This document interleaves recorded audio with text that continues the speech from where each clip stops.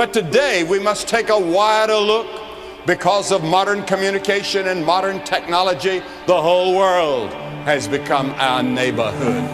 And we are demographically moving closer and closer to each other, and we've become a neighborhood without becoming a brotherhood. Journeyman is a platform where men can lay down their titles, grow together, learn from each other, and be accountable to each other. Many of us deal with several problems throughout our lives, mentally, emotionally, and spiritually. At times, we may feel alone in our troubles. However, Journeyman is a space where you can feel safe expressing yourself with other men that are on the same path. Journeyman is a space for people like myself who never thought they would be living purposefully in their life.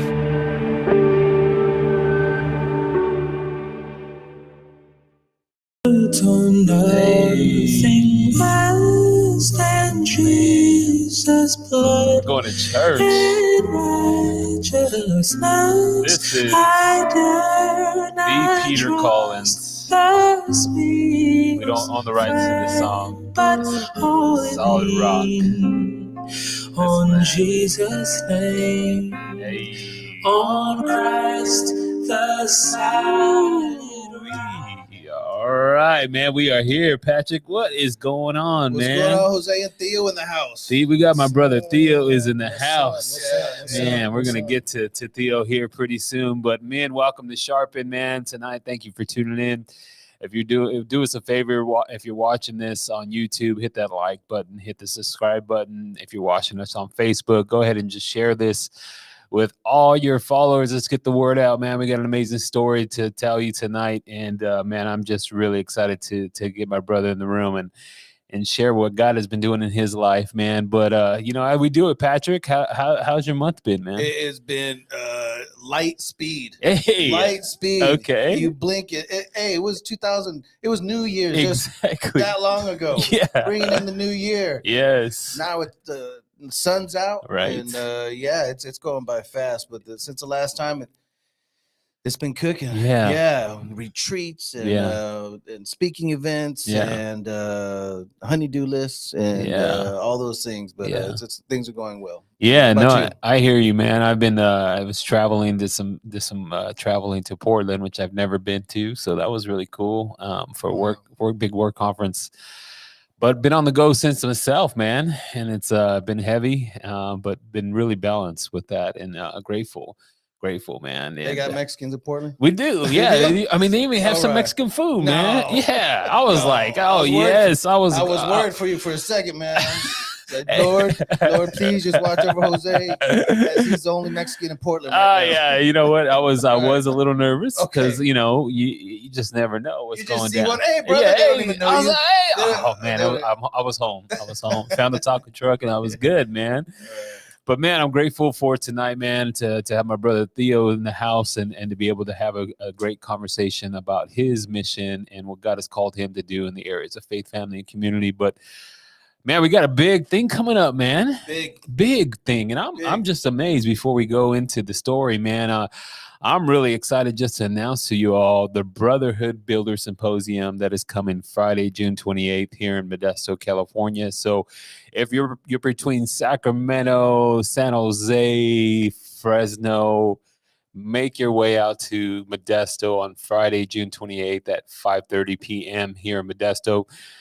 We'll go ahead and put that link in there at the end of the broadcast on where to get more information. But the Brotherhood Builder Symposium is here. And what is this space, Patrick? This is a space of connection. Space of connection and networking and men, just a safe place for men to talk about being fathers, being husbands, the struggles that we go through, and the victories. Yeah. And the victories. Not everything is doom and gloom. That's right, man. It's a good life, and there's good things going on. Exactly. And if you guys are lucky, Jose will bust out his old breakdancing cardboard. Hey. Yeah. If you guys are lucky, Jose it's going to be 1991 all over again. He's going to break dance for y'all. I sure will, man. No, if you show up, I will break dance for you, man. So if you're watching this broadcast and you said, hey, you said that you would break dance, but Patrick's going to do the caterpillar So you heard it here first. Listen, I'm kind of looking forward to listen. that. At my age, you don't break dance, you just break. Come on, man. Come on, man. Hey, what time's the event? It is at 5:30, so we're good. Till when? Till about 8:30. So very soon. 8:30. That's it. Yeah, exactly. Because if I stay out past 8:30, I gotta take a nap. Exactly. I gotta take a nap, so I think I'll be all right. No. So we'll see you on Friday, June 28th at 5:30 here in Modesto. You can go to our Facebook page. Then we have an events page there. Get your tickets ASAP. We are limited capacity, and we're about 60% full. And I am just super excited about that. So we're 2 months out and still time to get your seats. And if we need to expand, we will. So that's the idea. So see you there Friday, June 28th at the Brotherhood Builder Symposium. Spread the word and check us out on Facebook for more information there. But let's dive into our guest, Theo, man. Theo is in the house. As you can see, his name is there on the screen. I'm really excited, man. I'm nervous when I got my close friends in that room, and and we get to talk like this on the camera, man. But Theo, stories about you that people don't know. Hey, no, don't do that. Don't do that. I don't care, man. The camera, I mean, everybody should know my stories by now. But anyhow, man, I'm excited, Theo. So tell me, man, first off, how you doing, man? How's your month been? I can echo what Patrick said. My month has been lightning, man. Just going past actually this year, turning around and actually seeing that, okay, wait a minute, it's almost May. Right. Yesterday was just January. Yeah, so exactly. What's going on with this? Yes. But it's been going pretty well, man. Just been staying busy, working with a nonprofit, the youth, traveling and all that stuff. Yeah, no, I hear you, man. Thank you for checking in, man. But let's start from the beginning, man. Let's tell me where you're from, Theo. Where are you born and raised? Like all that stuff, man. Let's go there. Wow, you had the FBI check me out. Yeah, FBI's coming in hot. I'm actually from Michigan. I was born and raised in Saginaw, Michigan, and so just grew up there to my 20s. I don't want to age myself. Hey, like not yet. Last year. But it was a pretty cool. It just a little small city, and just traveled back and forth between there and Detroit, and end up just spending a lot of time in Detroit. I used to say that I stay in Saginaw, but I live in Detroit. Okay. So, but just spent a lot of time there, and just music and all that type of stuff, man. Or at least I thought that's what God had for me. And then plans just changed. So. Yeah. So growing up in Saigon, is that the right word? Saginaw. Okay. Saginaw. Yeah, Saigon's another whole country. Man, I'm sorry. Yeah, come on. Oh, that's one of those. Sorry, Patrick. Jose's not allowed. There's not allowed to touch those buttons around. Yeah, Patrick just gets mad at me every time I do it. But hey, it is what it is. It's so sharpened. for people that don't know, if this is Michigan, we're talking right about here, right? Yeah. Okay. Right about there. Okay. Michigan, well, let me just use Yeah, that. So there you that's go. the glove, that's the thumb right there. So Detroit is about right here. Yeah. Okay. So Saginaw is about right there. Right. Okay. So about an hour. Okay. Guess who was born right here? Yeah. You were. Wow. Okay. Well, look at that. Hey. For those that don't know, Okay. Michiganders. To Michigan. Is that what they're called? Michiganders? That deserves one of those. We just kidding. We just lost anybody that tuned in. You're gonna have an open. That's it. Please. Sorry, man. I've never even heard that. I'm 44 years old, man. 2 Michiganders sitting in this room. Okay. Yeah. All right. Next to a Californian. Yeah. Born and raised. So you Okay.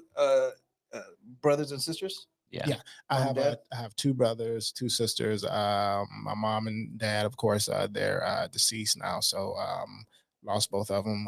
Miss them dearly. But yeah, I still got my brothers and sisters. Most of them are in Michigan. I have one sister that's actually in Illinois. And are you the oldest? No, I am the youngest. Oh, you're the baby. Whoa, I'm I didn't know 44 that, years man. old. I am Okay. the youngest. baby. You just gave your age. It's Why all you gotta good. say the baby? See, I noticed I said the youngest when you was like, you're the baby. And I'm like, yeah, I'm the youngest. In Mexican He was like, culture, the and baby. they're all the baby. Yeah, exactly. That's That's the true. baby. That's the the same baby of thing the in house. African American Yeah. culture, but I still be like, you know what? I'm not the baby. Yeah. I'm Okay. the youngest. There you go. know?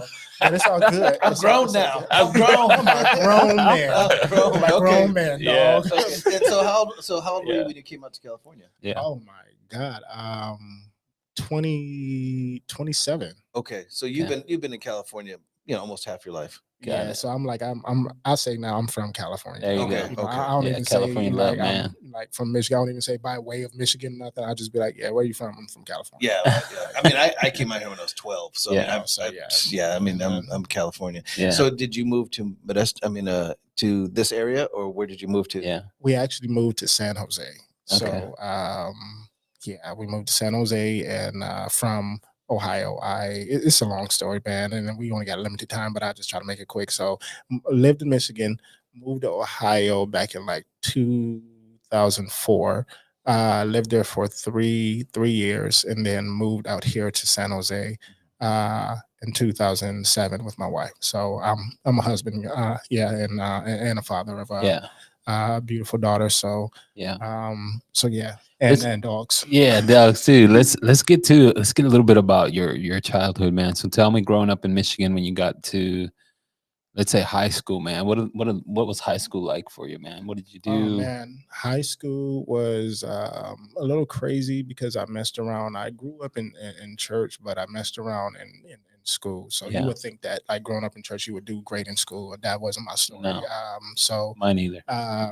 I actually ended up going to a continuation school because I was messing around so much, but still ended up being I'll say bullied. Yeah. But kind of grew out of that when I started getting hooked up with the whole gang life Right. and all that. So high school was a mixer. Yeah. So in growing up in that environment, man, tell us like you just said it. You kind of entered into that space of gang life. Yeah. So what drew you there? What was it about? Like, how did you get into that step right there? I got into it just being we lived in a project. So Yeah. and living in the projects, you either if you have a group of friends, you're gonna be protected. If Right. not, then you're gonna get picked on all the time. Yeah. So I got tired of being picked on. So I said, let me actually go with a set of group of guys, which are called gangs. And, Yeah. and just let me just hook up with them. And my whole goal, I remember before I actually changed my life, I wanted to be a drug kingpin. Nice. So he said nice to that. He was like, hey, man, great, it's real, man. Dope.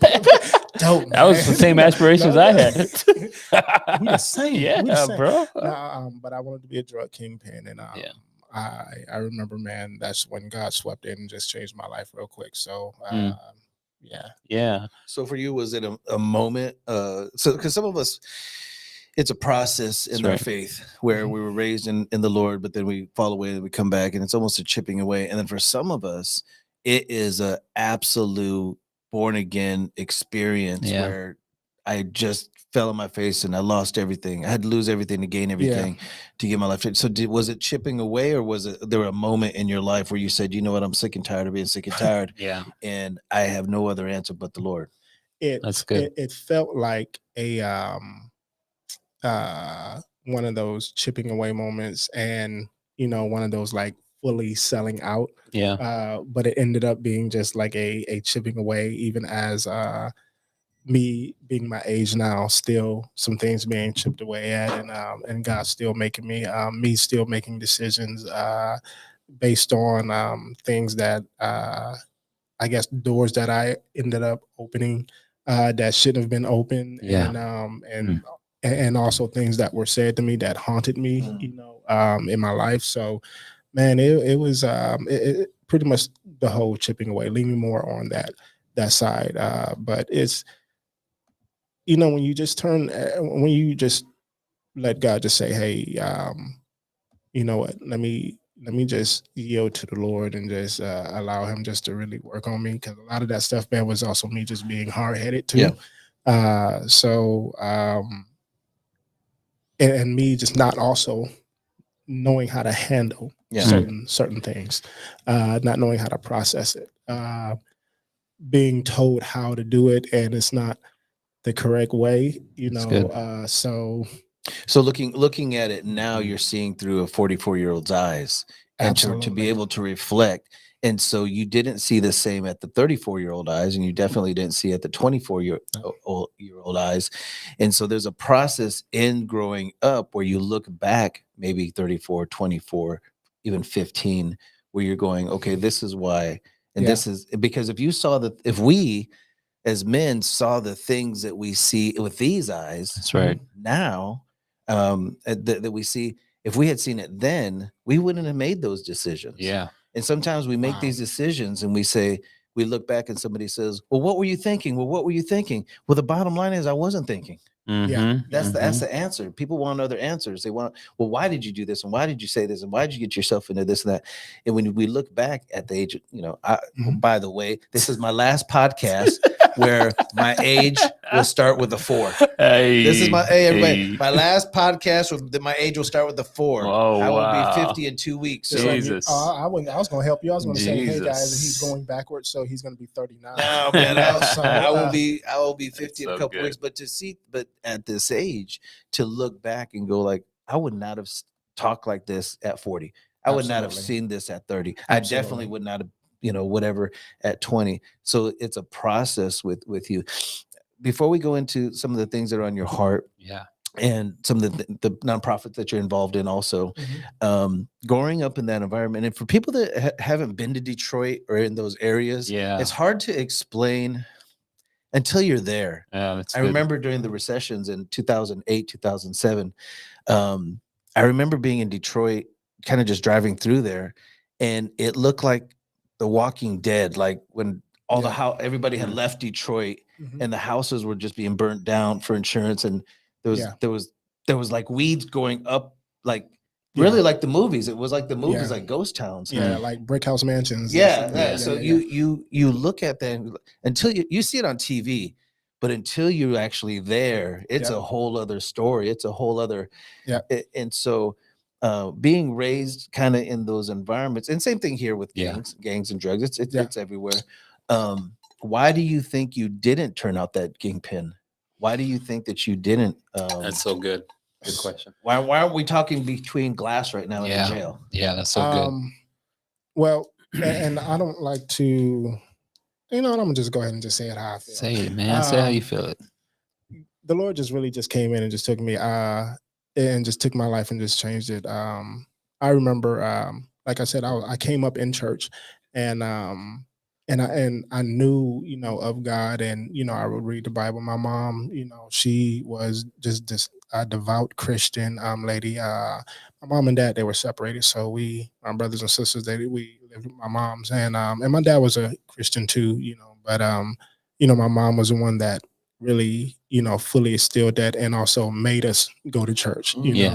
She had I like how my wife put it. She had a drug problem. And she drug us to church. That's what it was. So she wasn't on drugs, but that's she drug us to church. Too, man. That's good. And she instilled like morals in us, man. How to clean. Jose knows all about that. And just how to take care of ourselves and so on. But we still came up in the project. So with all that, when I was getting picked on and I decided to just run with the gang, and I say, you know what? I was like, man, I want to make money too, So I was like, I want to be a drug kingpin. I remember when I made that decision, and there was a gentleman after I made that decision, maybe a day or two later, he came up to me and he said, you know what? He said, the Lord told me to tell you that if you don't change your ways and if you don't give your life to him, that he's going to just take his hand off of you. Wow. And he's going to let the enemy have his way with you. Mm. And honestly, that scared the living. And he didn't know a whole bunch about it. He didn't know any of this. I knew the guy, but he didn't know that whole story. Yeah, He wasn't yeah. there, you know. Yeah. So, and that just shook me. So I remember like there was a church service, and I think like after he told me that, like maybe a couple of days after that, and they had an altar call, and my oldest brother, you know, just a big inspiration to me. He talked to me, and he was telling me the importance of giving my life to Christ and changing my life and just being somebody. And so come to church service, I end up going up and giving my life to Christ. And after that, you know, it's history. But it's funny because when I used to hang around those, like, you know, my Other friends. homies, other friends and all that, they would look at me and they would say, "Man, what are you doing out here? Like, you don't even supposed to be out here. Man. Like, you look like you should be like, you look like you should be going to church or something like that." And I wasn't out there in church shoes or a suit or nothing, but I guess when God has His hand on you, you know, and when you're different, when you're called out, everybody can see it. You know, so and those that see it can actually identify you. But what pushed me out there in that way was when I was coming up, and I don't blame the church, I don't as a whole, but when I was coming up, the church that I went to, I wanted to hang around. When I was young, I wanted to hang around the older men in the church. I wanted to be embraced. I wanted to learn, but they pushed me away. They were the ones that was telling me that I was gonna get a young girl pregnant out of wedlock and drag her down with me. I'm not gonna be anything. You're stupid. You're not this. You're not gonna be anybody. Comparing me to other, you know, young folk, you know, in the church and saying that, hey, you know, don't be like this person, you know, and talking about, you know, our family. So that right there actually pushed me, you know, out of the church or pushed me just away from it. And I was like, you know, and I find more love out here on the street than I did, you know, inside. Wow. But that's a really good word for those that are dealing with the religious spirit or the it's almost like a hierarchy within the church sometimes. And I think that's another shout out to journeymen where we're all from different churches. We've all done the church thing. We're all from different denominations. And what we've done is, and what God has done is say, you know, let's just talk what we're dealing with as men. That's right. And at the safe place. And we think that we can do that in churches, but quite honestly, sometimes we can't. That's very true. And it's not my turn to tell my story, but but a short thing to relate. I was a former atheist, and I always tell people the thing that kept me away from Christianity was Christians. Wow. And I realized early on in my faith to base my faith on Christ, not Christians. Yeah. And so, you know, there's good and bad examples everywhere. Yeah. But it was the seeds planted by your mother and your father that were there. And even though you went your wayward ways, those seeds were there, and they eventually got sun and water. You know, and broke through the soil. But praise, you know, would you just real quick, if you could just tell the people out there, you got a kid that was raised in the Lord, but they're in their prodigal moment right now. Or daughters that are in their prodigal moment right now, that are away from the church, away from the Lord, but they were raised like that. What would you tell them? I would tell you that don't, even though some things may have been said to you that hurt you, don't hold that against them. Don't blame God. Don't blame, and I'll even say don't blame the church. Here's the reason why I say don't blame the church, because Christ died for the church. He loved the church, and He gave Himself for the church. What we do inside of church, that's on us. That's our mistakes. That's not God. That's not even on anybody else. So I would say, please don't judge the church as a whole. But as individuals, and we are just like an ordinary person coming in off the street to be saved. We need the Lord too. So just like I was hurt, I realized that I also hurt people too. And I actually hurt people, you know, later in my life, you know, knowing these things that I've, you know, me being hurt. So I would say be encouraged. Don't give up on God. Don't give up on Him at all. Jesus loves you more than anything, more than you can even imagine. That's Jose, so good. you got a quick question? Yeah. So what I was thinking about when you were telling your story, your journey so far, and the moments of like just wanting to be accepted, Mhm. and that's a big one for a lot of young men and men in general. I was meeting with a 20-year-old the other day, and I was just asking him because he was very successful at what he was doing, got his own business and all this other stuff, and I just felt that draw to ask, like, how do you feel accepted? And my assumptions, because what I've heard was through the conversation was, a lot of these young people, they want to sit at the table, right? Which this guy had a seat at the table. He had his own business and everything else is awesome, man. I mean, it's kudos, but one of the truths that he stated was that more than being at the table, it's actually just taking in wisdom. And I was like, whoa, that was a shocker for me, one.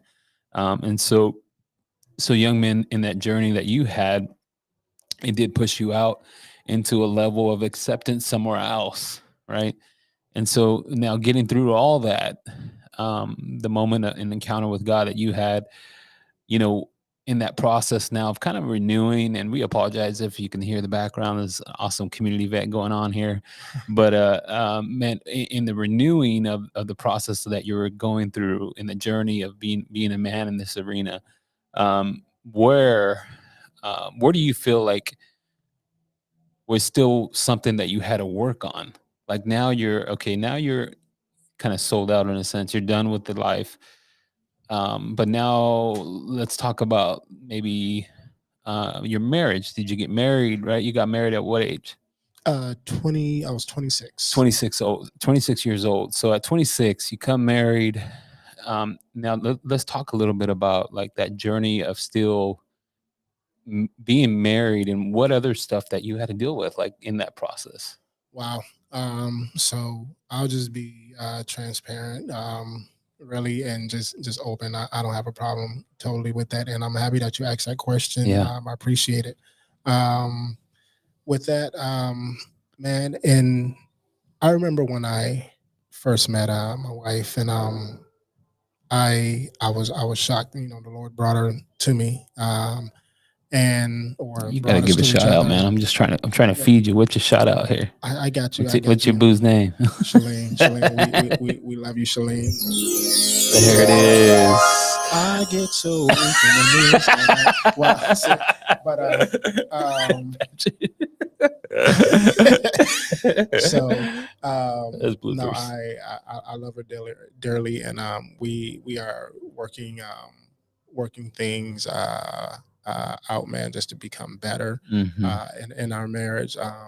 There's been a time where I messed up. Like we can say, we can look at it and say that, well, she did this or she did that or he did this and he did that. I'm accountable for my actions. She's been a rock and been so beautiful to me, and just she's my hero, and I just admire her so much. Yeah. And the work that she does. She's always busy running, and her heart, man, for people and how she loves people and love God, man. And and at one point in my life, man, I was very selfish. I really was. I was selfish and just thinking about myself, which led to some things, man, which led to I'm just gonna go ahead and say it, infidelity. And I regret that, with just all my heart, man. If I could just take back time and just as I watch her, and I'm just like, man, I can't believe I hurt her, like that. But then, it was a point where I was still making excuses for it. And just through me submitting myself, man, God just had to deal with me and just let me know, like, dude, that's you. That's your actions. You were selfish. You were selfish, man. And I almost lost her.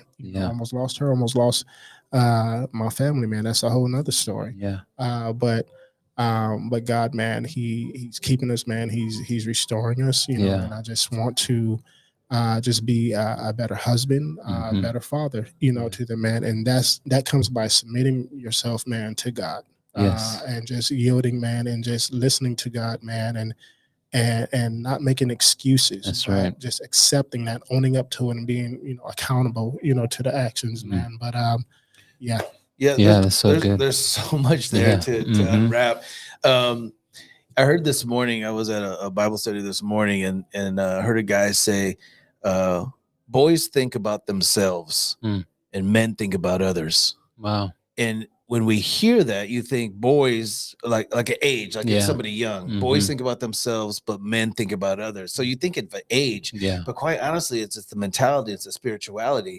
Because you could still be in your 50s, 60s acting like a little boy, just thinking about yourself. Absolutely. And you got 16, 17, 18-year-olds that are good morals, good ethics, raised in the Lord, making good decisions, acting as young men right now. So it depends. When we do these things, they're selfish decisions. And trust me, brother, there's nothing that you can say that we first off that we ain't heard, that these people listening ain't heard. They either done it or know somebody's done it or doing it now. And so that what happens is it shows redemption. It shows forgiveness. It shows that it's possible. And if you're out there right now and you're struggling with infidelity, or it's either happened to you, or it's or you're doing it, or you're thinking about doing it, it does not end well. It does not end well. And learn from those of us that have, like, we've already had this story where the enemy will make it seem like it ends with the rainbows and lollipops, man, but it really does not end well. And so it's not in a lot the justification and the justification and infidelity go together like peanut butter and jelly. And so there might be somebody out there right now like, I ain't cheating, but I really look forward to seeing homegirl at work, and I'm not cheating, but I some girls say, but I can't wait to see I don't know, Raul. JoJo at work, whatever that may be. Hitting that boxing bag. When you can't wait to be around somebody else other than your spouse, I mean, that's infidelity in itself. That's right. The Bible says if you even lust at somebody, you're cheating. Good. So we try to justify these things. We try, but that's a great and amazing. And I'm sure that's a whole other podcast. That's right. That's a whole other podcast. And I've learned, and I've learned to only give a marriage testimony when your wife is there. That's right. That to give them that so they can have a say. So I'm glad that you touched on it, but at the same time, we don't need to. Details aren't important. That's right. Details aren't important right now. No. It's not. And the thing is, with that, but the thing that I can say as a man, some of the things that will start that is when you open up yourself to pornography and other things, man, and that will creep in there and it will sit there. And when you think that even if you're not doing it anymore, you've sown that seed, and that's how the enemy works with that. So I would say and encourage anybody that's dealing with that, any young man that's dealing with that period, man, to renounce that stuff, man, to let it go. And honestly, here's the truth: get help with it. So thank you for your transparency, Theo, on that, man. And I think again, like this is a space of sharpen, right? That's what this hope is that we can be as real as we can, as much as we can, so people can see, like, oh man, I don't have to hide in the shadows. I can get this out and get done with it and move on with my life. It is possible. And no matter where you come from, right? And no matter what has happened to you, and you're looking at three guys who are not perfect, but on this journey to diving into the arena to get better in the areas of faith, family, and community. And that's what this space is about, man. The hopes is that you hear something that resonates with you, a story or something of that sort that kind of just clicks and says, man, this man has an aha moment, you know? Somebody's looking in this camera right now, looking at Theo and said, man, there's only one Theo, because look how fly he looks, man. He's pretty fly, making us look bad. Trying to be like, oh, man, he's making us look bad, but but there's only one Theo, but there's definitely a lot of the similarities out there. Yeah. And just a bullet point, because we want to make sure we touch on what's on your heart, what you're passionate about. But to bullet point it, we're looking at somebody that was raised in the projects. There's somebody that comes from a big family. Yeah. And somebody was trying to find their voice. Yeah. And somebody that moved, more than once. Yeah. But at the same, and somebody that's dealt with pornography, infidelity, and whatever other issues. But we're also looking at somebody that's still married. That's right. We're looking at somebody that didn't get into the gangs. We're looking at somebody that didn't end up in jail and in prison for years. And we're looking at somebody that is a father to their child. And so one of my favorite, I was sharing with you earlier, one of my favorite scriptures is Philippians 1:12. And Paul, the apostle Paul says, I tell you, brothers and sisters, everything that I'm going through, and actually everything I've been through, has only served to advance the gospel. That's so good. And so when you look back and in your 44-year-old eyes now, everything I've been through and everything I'm going through has only served to advance the gospel. And how can we help others through it if we haven't been through it? You're right. And so that's where you're at now. So let's talk about your nonprofit. Yeah. Where are you at right now? What's on your heart to talk about? Yeah. Well, I work for a nonprofit. Actually, my wife she founded it. It's called Yup.org, and so it's geared towards helping young people. She's gonna get me because she's gonna be like, "You should have known that." So, when you ask me, that I'm kind of like shaking, like, yeah, I got you. Right? I got you. But, So there's a QR code on the screen that people can scan. Yup.org. YUPP. So it stands for Youth Utilizing Power and Praise. Yeah. So we just we want to just enhance the gifts of the young people, whether it's fine arts, public speaking, sports, music, and so on. So we get together, man. We have a school called LIU, Light It Up, and we also have different sectors of the nonprofit, breaking the barriers, and it basically push and showcase and encourage and enhance the talent and gifts of the youth in the surrounding area. So yeah, it's a really dope nonprofit. Been working really hard at it, man. It's going through some positive changes right now for growth. So I'm totally excited about it, and yeah. Is there a group, or is there a certain like, is it like a youth that plays a guitar or dances or is into music? Who are the best people to get a hold of you regarding this nonprofit? Yeah, that's good. What audience? Is it parents? What's the audience? Yeah. The parents, the audience, our demographic is we work with kids from 13 to 21. And so is the parents can get involved. We have the QR code where they could scan and where they could check out the website. They could check out the programs that's on the website and get involved. Actually, we are actually about to end the school year for Light It Up. And our recital is actually this Saturday. So if you're not doing anything, Mission City, San Jose, this Saturday, come check us out. It's our spring. It's our spring recital for Light It Up and School of the Arts. So come check us out, Mission City here in San Jose, off of Pomeroy. And it's so important for the kids to have an area to express their talents. Yeah, totally. In music and singing, and if we don't give them that space, they'll find it somewhere else. Yeah, totally. And so I remember I worked in juvenile hall for many years, and some of the greatest poems and writers and lyrics and some of the best basketball players and kids playing football. And I'm like, I'd pull them aside. I was like, why are you not playing? I couldn't keep up my grades in school. I could, I had to be in the gang and I had to sell drugs. But this amazing talent these kids had. Yeah. Amazing talent, even in their raps, and in their lyrics and their writing and their beats. Yeah.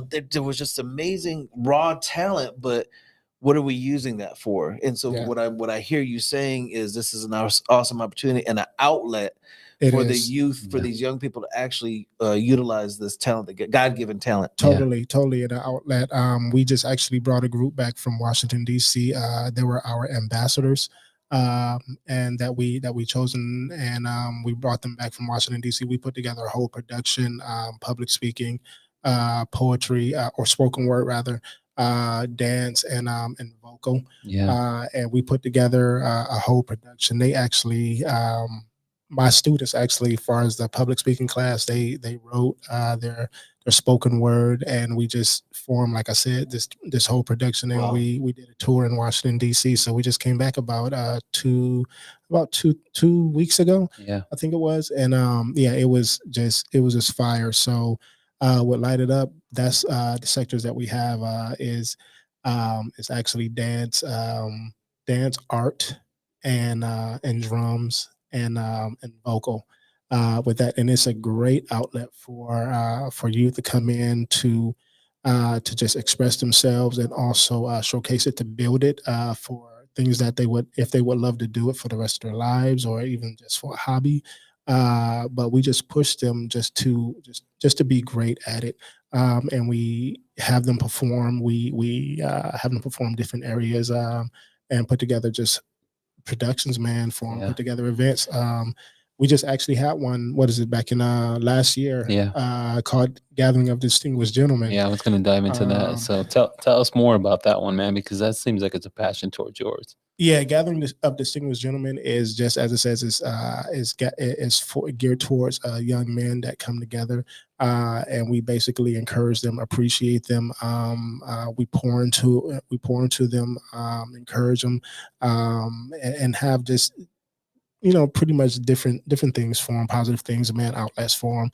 And we also use it for also men to get up and to actually pour into the young men that come there. And we just, we have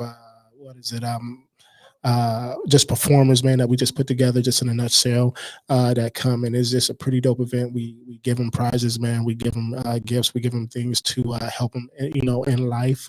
We encourage them through life situations, that what they may be going through, and so on. And we just develop that like as a family with them. So we encourage people to follow through and actually go to these events. Yeah, totally. If somebody was to say, "Hey, let's go fly to Vegas and check out the Raiders game," hey, I mean, Jose, I'll be there. That's an exciting event that people, they gather. It's exciting to get there. Yeah, but which is great. Nothing against that.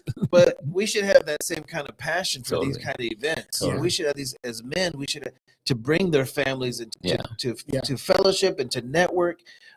It's so important for these events not to just be talked about. Oh, we had this event. Absolutely. But it should be packed house. It should be standing room only at a lot of these events. And this is what we're going to try to promote. And I actually partner with Journeyman Jose with the last one, and looking to do the same for this year. Is going to happen in July. I'll have the actual dates for you guys, but we're just solidifying some things for Gathering of Distinguished Gentlemen. So it's going to be happening in July of this year. Well, by then we're going to have our breakdancing routine down. We're in it, man. It's already. I got you. I'm excited to see y'all too. We're going to have a bottle of ibuprofen. I'll bring the Bengay. Wow, kid and play, right? Kid and play. No, yeah. They're gonna be looking at y'all like y'all play too much. It's kidding and played out. Played out. Well, one thing I recognize that going to the event is one that the idea of the event was created by you, and kind of in a sense of you're passionate about it. So I'm going to ask you, why do you think you're passionate about that space?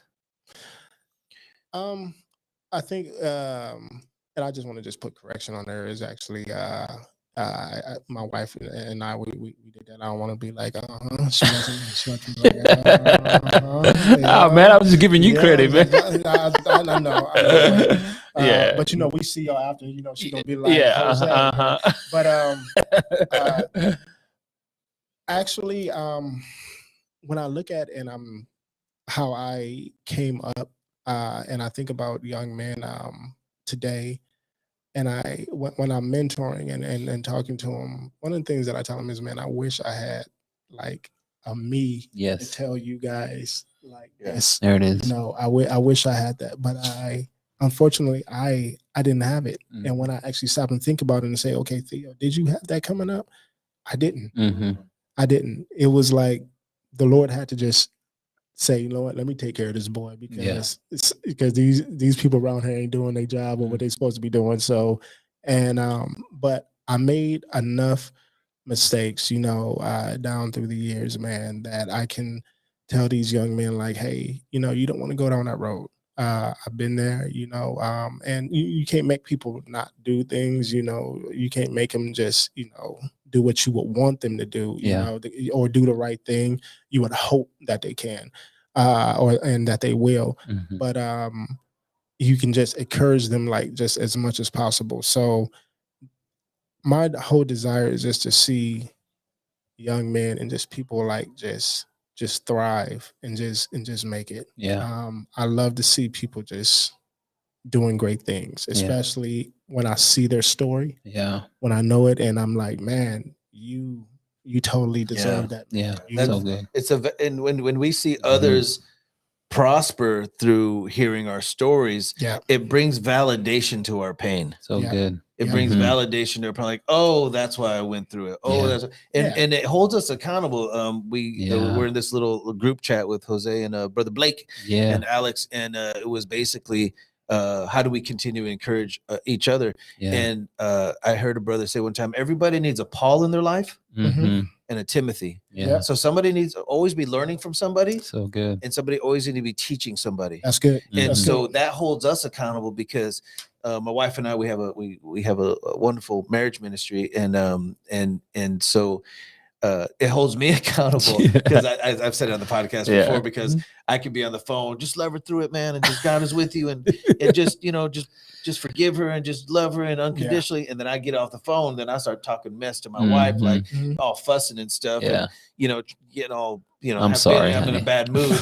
And then she'll say, hey, weren't you just on the phone telling that brother that just, and so when we minister to others, it holds us accountable. Because how are we going to minister to others, and how are we going to try to have a good word for others? Absolutely. And then us go, live that other life. And that's the same thing that the Lord had to deal with me on as well, as like, if you're showing love to, or showing the love of Christ to others, but is not activated at home, then honestly, it's like we're no good. It's a vain, So it's really vain, and we're being a hypocrite.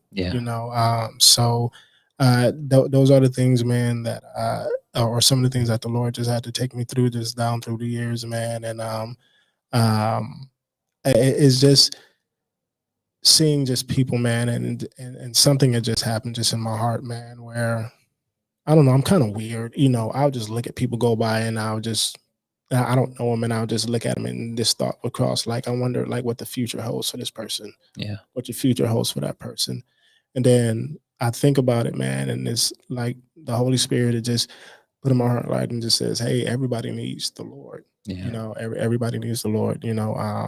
So it's just a good thing to be a good steward of people, to deal with people well, to show love, and to smile, and just to show the love of Christ, man. And a smile will go a long way to a young man, even if they don't receive it or not, or you think they may not be receiving it. It'll go a long way just to speak to them and say, hey, how you doing? Or everything's going to be all right. Hey, how you doing, young fella? Or just speaking just to men, period. I noticed walking by at times, men would just look at each other and don't even say anything, but it's a good thing just to say, hey, how you doing? How you doing? Or just give a smile. It's not soft, right? But you're showing that love. You're showing that respect, just for them as a human being, that can let someone know, like, hey, you know what? That went a long way. I know for me, when I saw someone, a man walk past me, and he spoke to me before I spoke to him, that went a long way to me, with me, because he didn't have to do that, right? But I looked at him and was like, wow, that I appreciate that, So just to be accountable like that. It's good. No, I was just gonna say we're probably and wrapping it up right here, but Theo, man, I one, appreciate your story of overcoming all these things that you went through, man, and too that this is my part. We like to at the end of the show kind of give flowers, saying that how Patrick has this saying that he got from somewhere, but basically we want to get flowers ahead of time instead of at your funeral. Yeah, saying knowing you, bro, knowing just what you've gone through, how you've overcame it, and now you're looking into the future of like depositing that into the next generation. It's a beautiful thing, man. So I appreciate you for doing that, and also stepping into the arena of overcoming your marital issues and saying that, like, man, it was me. I was selfish, right? I did these things, but now I'm moving forward together as a unit. yeah. And so I appreciate you for even doing that, and stepping into the arena like that, man. But Patrick, you have any closing? No, I was just really I had a chance to talk to Theo a few days ago, and just to meet him and just to kind of pick his brain a little bit, and I could tell right away, the spirit of the passion to help others, and the passion to the ministry, and he's a father, and he's a husband, and at the end of the day, yes, we're going to have these titles in the ministry, yes, we're going to have these titles at our jobs, yes, we're going to have all these titles and supervisors and managers and whatever it is, but at the end of the day, the most important titles in our lives are father and husband. That's right. Yep. And so those, when it's all at the end of my life, and at the end of our lives, hopefully, we'll be able to look back and say, was I not just a good husband, but an off the hook good husband? Well, I wasn't just a good father, but I was off the hook good father. Okay. And also that we're all the child of God. Yeah. That's in there too. But Theo is a great example in the little time I've known him, to keep working at it. Yeah. So just keep working at it. It's easy to get a divorce. It's easy to not be a dad. It's easy to just take off. It's easy just to find somebody else. It's easy to find move away. It's easy. Just I don't got a good relationship with my kids. They don't like me, so I don't like them. Yeah. But you just keep working at it. So good. Just keep and surround yourself with men that are like-minded, and encouraging each other and working through it. Yeah. And so he's in the little time I've known him, I just want to give you those flowers. I could tell that you're a great example of that. Yeah, Theo. So thank you, man. Thank you again, man. Let's give Theo a big hand of applause, man. To the millions and millions watching us. Millions. But we like to give you the last closing comments, man, onto anybody out there that any last sayings or any last thought process, man. Just know that you can go through life just speaking to men. We tend to hold things in, and we tend to try to say, you know what, we're in control, or we want to be in control of everything. It's okay to let go and to rely on help from others. Yeah. It's okay also to, and I'll say this, it's okay also to cry. Yeah. It's okay. It's okay to need your brother, to need other men to be there and to grab your arm and say, hey, you know what, and let them have your back. Yeah. So I would say, man, just do that, man, and just hey, just live, take one day at a time, man. Yeah. God loves you, Jesus loves you, man. So if he did it for me and bring me out and heal my marriage and all that, he can do it for you all, those that are married. So good, man.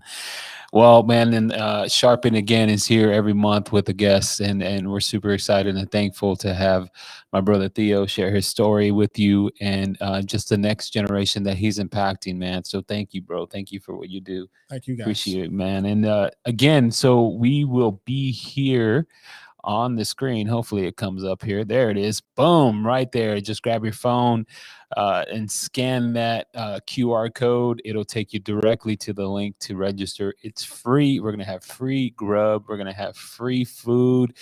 I said that already. It's a free event. There's no charge to you, men. But we're also going to have a bunch of free raffles, which, man, we're super stoked to be partnered with Mango Crazy, MMTC, Muscle Mechanic Training Center and Series, Fitness Fanatics, MPD, Sheriff, who else is Rolling F Credit Union, Veterans in Action, We're going to have some amazing raffle prizes, all for free, and it's going to be a great space for you, man. So we'll see you there Friday, June 28th at 5:30 p.m. Don't forget to register. We are at 60% capacity. So if you're And what's the name of the event again? This is Brotherhood Builder Symposium. All Look right. at that. For y'all that don't know what symposium was, like I didn't, because Jose's over here trying to use big words, just Google it. Google it. Symposium. Symposium. Yeah, it's going to be a great space, man. And we're looking forward to it. So we see you there Friday, June 28th. And stay tuned. Thank you, guys. Love you. Thank you. Love you.